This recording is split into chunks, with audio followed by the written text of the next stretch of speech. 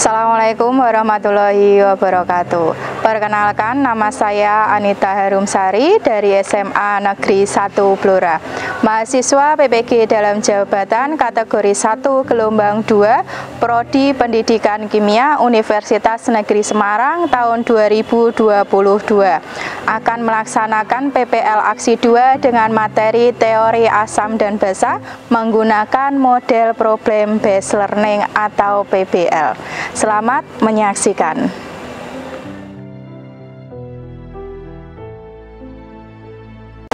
Assalamualaikum warahmatullahi wabarakatuh. Waalaikumsalam warahmatullahi wabarakatuh. Apa kabar kalian? Alhamdulillah. Baik, alhamdulillah. Hari ini kita masih bertemu dalam pembelajaran kimia. Kita berdoa dulu. Silahkan untuk ketua kelas, Mas Singgih. Baik Bu, sebelum mengawali pembelajaran pada pagi hari ini, marilah kita berdoa menurut agama dan kepercayaan masing-masing. Berdoa mulai. Berdoa selesai. Terima kasih. Saya cek kehadirannya terlebih dahulu. Ada yang tidak hadir hari ini? Ada. Siapa yang sakit? Oh, Hersendi. Oke, kita doakan semoga Mas Hersendi besok pada saat pertemuan berikutnya sehat kembali dan masuk seperti sedia kala. Amin. Kita cek lagi untuk sekeliling kalian. Gimana? Apakah sudah bersih? Terus untuk kelengkapan kalian hari ini gimana? Lengkap. Sudah siap untuk pembelajaran hari ini? Insya Allah siap. Nah, sebelum kita mulai pembelajaran, kita tepuk semangat dulu. Oke, 1, 2, 3. Selenium, magnesium, asatin, semangat. Oke. Nah, masih ingat tidak pembelajaran yang kemarin? Masih. Siapa yang masih ingat? Apa ya Mbak Vinky? Jadi pembelajaran yang kemarin kita belajar tentang keseimbangan kimia di dalam industri pada proses Haber-Bosch, pada pembentukan amonia dan proses kontak pada pembuatan asam sulfat untuk bahan baku pembuatan pupuk. Oke. Dari sini nanti akan ada senyawa dari H2SO4 sama NH4OH itu nanti akan tergolong ke dalam senyawa apa? Menurut kalian tergolong senyawa apa? Lila itu H2SO4 tergolong asam, untuk yang NH4OH tergolong basa. Sebelum kita masuk ke larutan asam basa, saya buat pretest terlebih dahulu ya. Ini langsung dikerjakan. Iya, silakan langsung dikerjakan. Jangan contohan lo ya. Ayo, sesuai dengan kemampuannya sendiri. Pretestnya ini itu untuk kemampuan kalian sebelum kita memulai pembelajaran hari ini. Bagaimana untuk yang juara satunya siapa tadi? Mas Rio? Rio Pak Lentera? Oh, ada lagi berubah lagi, kan selalu berubah. Ayo, selalu berubah. Iya, Mbak Grandis. Oke, tepuk tangan untuk Mbak Grandis. Oke. Dari itu tadi, dari pretestnya itu kita akan mempelajari yang namanya yaitu tentang teori asam dan basa. Iya, apakah kalian tahu tentang asam dan basa? Saya tahu. Oh, saya tahu ya. Bagaimana? Asam itu sifatnya masam, kecut, terus kalau terkena tangan bisa menimbulkan rasa gatal. Kalau basa dia itu sifatnya pahit, terus asin, terus dia ada yang bersifat kaustik atau membakar. Oke, ya, tepuk tangan untuk Mbak. Ada yang bisa memberikan contohnya? Sabun. Oh, sabun. Apa? Air jeruk. Oh, air jeruk. Dari contoh itu, apakah itu nanti bisa masuk di dalam nasionalisme kita? Oke, betul, sabun. Iya, kan kamu bisa membuat sabun. Dan sabun itu dari mana? Kan kita buat produknya dulu kan?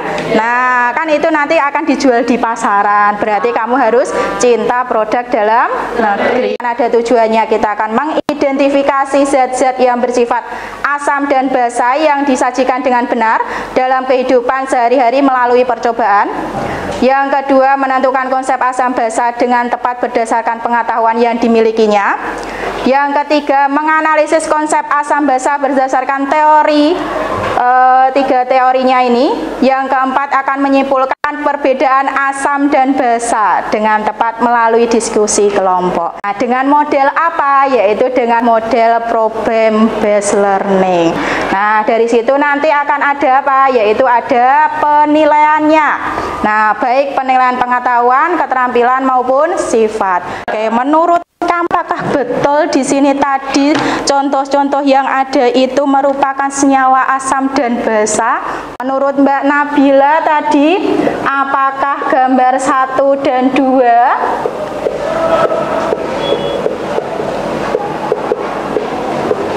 Gambar 2 termasuk asam dan basa ya? Oke, berarti yang keempat apa?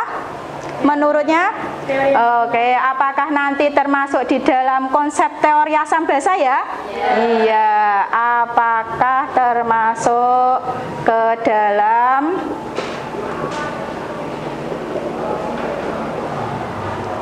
konsep asam dan basa atau teori asam dan basa? Gimana sekarang sudah tahu? Tahu. Oke, tahu. Saya bagi kelompoknya terlebih dahulu.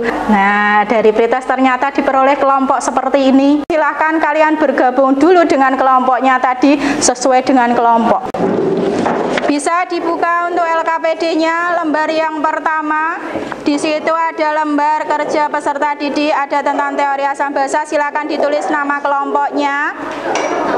Nanti kalau sudah dikumpulkan ya. Agak banyak deh, oh ya. Jangan sampai salah loh.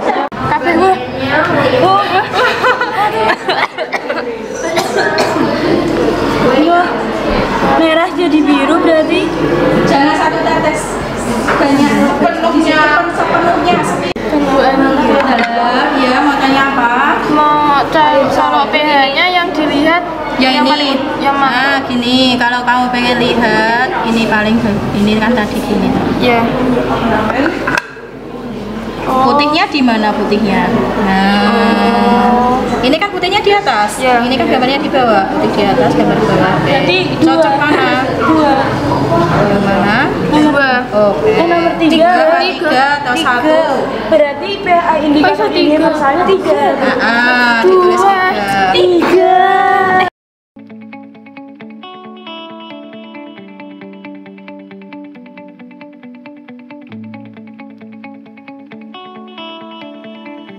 Diskusinya sudah selesai, praktikumnya juga sudah selesai. Tadi bekerja sama apa tidak?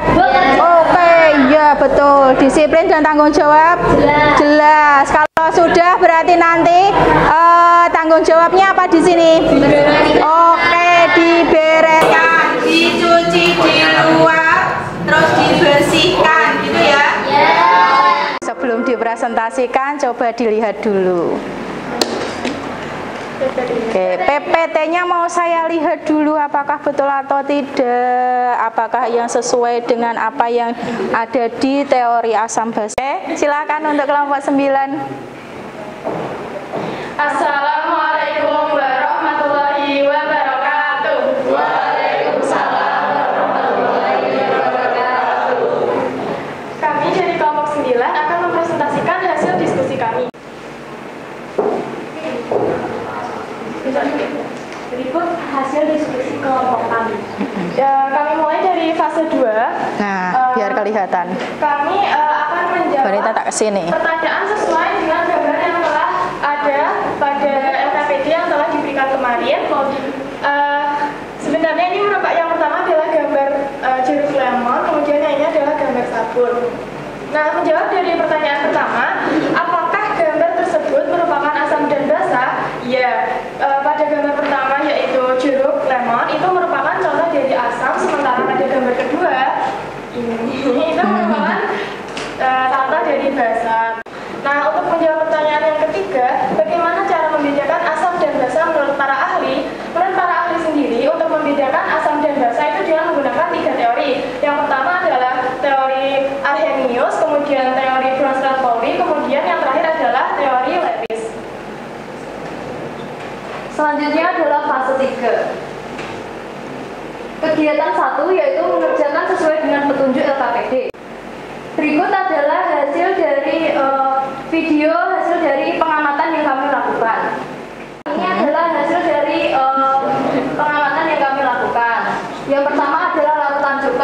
lalu larutan gula, larutan natrium hidroksida, larutan sabun, dan larutan jeruk. Berikut adalah hasil dari pengamatan yang kami lakukan. Yang pertama yaitu bahan menghasilkan kertas lakmus merah dengan pH 2.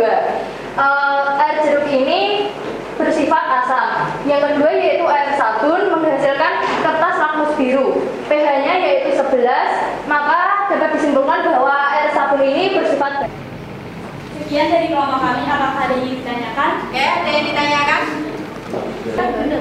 Nah, itu maju. Ya. Silakan. Sebelumnya terima kasih atas materi yang telah disampaikan. Izin bertanya, dari praktikum yang telah kelompok 9 lakukan, menghasilkan hasil bahwa larutan gula tadi memiliki pH indikator universal sebanyak 7, sehingga larutan gula ini bersifat netral. Nah, ketika suatu larutan bersifat netral, maka apa yang terjadi? Misal seperti perbedaan dengan asam. Terima kasih atas pertanyaan yang diberikan. Menjawab pertanyaan dari Lidiani, pada larutan gula itu kan gula merupakan senyawa yang netral. Nah, dia itu tidak dapat terjadi proses ionisasi karena gula ini kan netral. Jadi ion-ion yang ada di dalam gula itu tidak dapat bergerak dengan bebas. Terima kasih untuk semua kelompok yang maju hari ini ya, baik dari kelompok 1 sampai kelompok 9. Terima kasih, aplaus buat kalian sendiri. Oke, untuk menganalisisnya selanjutnya siapa yang akan menyimpulkan di sini? Kita analisis dulu. Siapa yang mau menganalisis? Oh iya, Rasya. Analisisnya bagaimana dari hasil karya itu? Larutan dapat dibedakan menjadi 2. Oke. Asam dan larutan dasar. Larutan dapat dibedakan menjadi 2. Ada larutan asam dan ada larutan Dasar. Oke. Asam menerima pasangan elektron bebas. Menerima pasangan elektron bebas, sedangkan basanya Beri pasangan elektron bebas. memberi pasangan elektron bebas. Sama tidak dengan yang kamu contohkan tadi? Oke. Yang termasuk ke dalam sifat-sifat asam basanya masuk ke teorinya siapa? Arrhenius. Siapa? Arrhenius. Arrhenius. Kenapa? Karena di teori Arrhenius ini dalam asamnya itu kan melepas ion H+, nah yang di basanya itu melepas ion OH. Oke, betul untuk Mbak Amara. Berarti nanti di sini untuk kelanjutannya materi ini sendiri nanti masuknya ke dalam teorinya Arrhenius, karena di dalam air asam itu nanti dia akan menghasilkan ion H+, basa itu menghasilkan ion OH-. Nah, itu nanti akan masuk ke bab berikutnya. Arrhenius adalah seorang ilmuwan kimia dari Swedia yang berhasil mengemukakan konsep asam dan basa yang dapat diterima sampai saat ini, di mana konsepnya dikenal dengan teori asam basa Arrhenius. Nah, menurut Arrhenius, asam adalah senyawa yang melepaskan ion hidronium atau H3O+ saat dilarutkan dalam air. Nah, boleh dibuka untuk post testnya.